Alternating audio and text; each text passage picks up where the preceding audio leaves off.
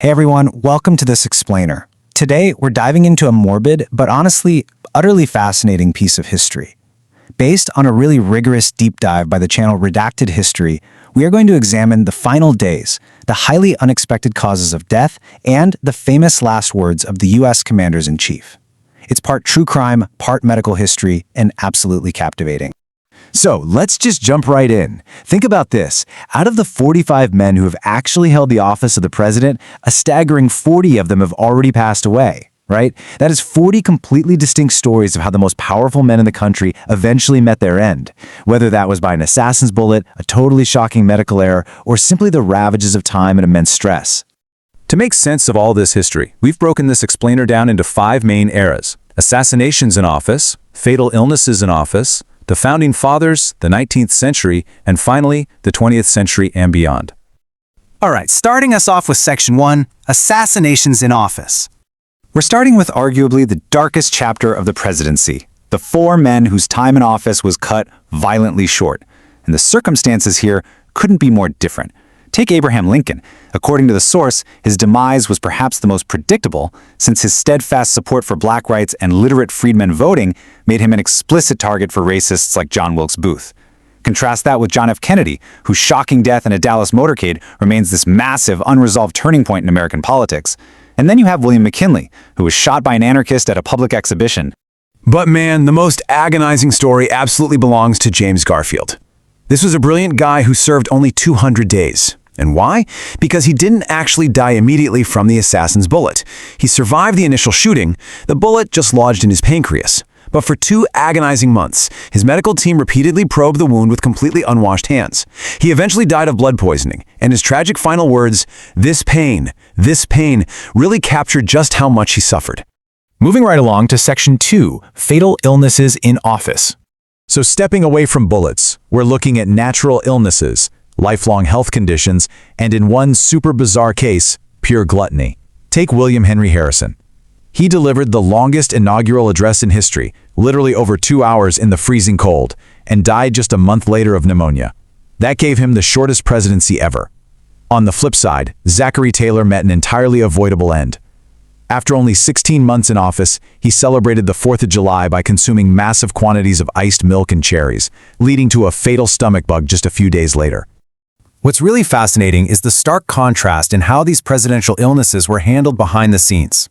The source points out that Woodrow Wilson had a massive stroke in 1919 that secretly incapacitated him. He essentially died as a functioning president years before his physical body gave out, leaving his wife Edith to practically run the country. Meanwhile, Warren G. Harding led a heavily corrupt administration and suddenly dropped dead in 1923 from either a stroke or a heart attack. Because his wife refused an autopsy, it forever masked the exact cause, but it incredibly conveniently saved him from ever having to answer for his administration's mounting crimes. And that brings us to FDR. After the immense, crushing stress of leading the nation through the Great Depression and World War II, his body finally gave out. He was already wheelchair-bound from polio and suffered from congestive heart failure. While resting down in Warm Springs, Georgia, just 82 days into his unprecedented 4th term, he suddenly said, "I have a terrific pain in the back of my head." Those were his final words before dying of a massive cerebral hemorrhage. Okay, let's look at Section 3, the Founding Fathers. When the source channel Redacted History evaluates the architects of the nation, they do so with a really critical eye, contextualizing their complex legacies with titles ranging from war hero to enslaver and ethnic cleanser. But looking at their final days, there is this incredibly eerie July 4th phenomenon. Get this. 3 different founding fathers, Thomas Jefferson, John Adams, and James Monroe, all happened to die on Independence Day. It's wild. As for George Washington, his death in 1799 was tragically sped up by the archaic medical practice of bloodletting after he caught a throat infection. The story of John Adams and Thomas Jefferson is just a legendary piece of American history. These guys were co-authors of the Declaration, fierce political rivals, and eventually reconciled friends. On July 4th, 1826, which was the exact 50th anniversary of the nation's independence, John Adams spoke his famous last words, "Thomas Jefferson survives." The crazy part? He was completely unaware that his great friend and rival had actually passed away just a few hours earlier on that exact same day.